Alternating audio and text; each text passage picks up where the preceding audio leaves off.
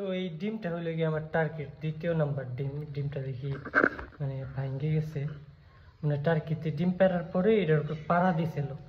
এমনি ডিমটার কোনো ক্ষতি হয়নি, কিন্তু এটা আর কি উপরের যে খোলসটা আছে ওইটা ভেঙে গেছে। তো আমি এটা ইনকিউবেটারে বসাই দেখুম যে এটা থেকে বাচ্চা মানে ফুটে কি ফুটে না।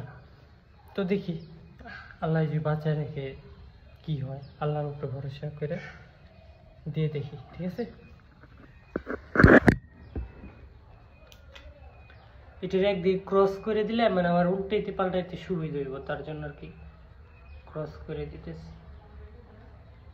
এখন এই পাশ আর এই পাশ করে দিতে পারো।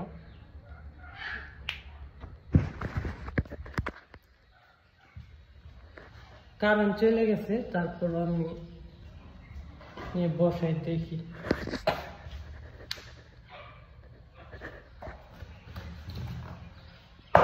মানে কি রাগের অনেক মুরগির ডিম আছে, কিন্তু আমি আর কি ট্রাই করতেছি দেখার জন্য যে কি হয়। বিসমিল্লাহ বসাই দিলাম।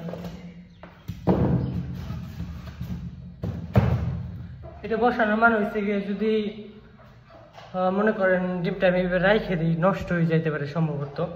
এমনি ভিতরে কোনো কিছু ভাঙেনি, উপরে শুধু খোলসটাই ভাঙছে। কিন্তু আমি এটা রাইখে দিলাম এইভাবে ইনকিউবেটর, যদি ফুটে তাহলে ফুটলো, না ফুটলে আল্লাহ পড়ছে, সমস্যা নেই।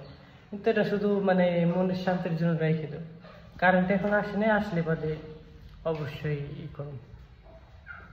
সকালে মুরগির খানা দেওয়া শেষ, বাসার অলমোস্ট সব কামই শেষ।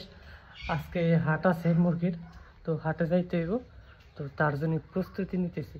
তো সকাল সকাল টার্গেটে খানা দিতে যাই, কালকে রাত্রে দেখছিলাম ডিমটা পারে নাই, কিন্তু এখন দেখি ডিমটা পারছে। তার জন্য মানে দ্বিতীয় নাম্বার ডিমটা এরকমভাবে ভেঙে গেল, এটার জন্য মনটা একটু খারাপ আমার। প্রথম যে ডিমটা ওই ডিমটা কই রাখছি দেখি এখানে। হ্যাঁ, এই যে আমার টার্গেট প্রথম ডিমটা, এই যে প্রথম ডিমটাই আমি লেখা রাখছি T1, মানে টার্কির প্রথম ডিম। আমি এরকমভাবে চেষ্টা করি রাখার। তো প্রথম ডিমের তুলনায় কিন্তু দ্বিতীয় যে ডিম, ওই ডিমটা বড় আসছিল বেশি। আমি জানি না কীভাবে ফাটাইছে, সম্ভবত মানে উপরে একটা বাঁশ বাঁধতে দেবো, ওখান থেকে ডিম পারছে নাকি মানে এটার উপরে পাড়া দিয়েছিল কোনো টার্কিতে, তার জন্য ভাঙছে, আমি সঠিক জানি না। তো অবশ্যই ভিডিওগুলো দেখেন আর সাপোর্ট করেন। অনেকদিন ধরে ভিডিও দিতে পারি না, তারপর চেষ্টা করলাম। আশা করি ভিডিওগুলো আপনাদের কাছে ভালো লাগে। তো এইটা পরে বসাম, বাদ বাকি ডিমগুলো যে পারবো ওই ডিমগুলো করার পরে তারপরে এই ডিমটা বসাম।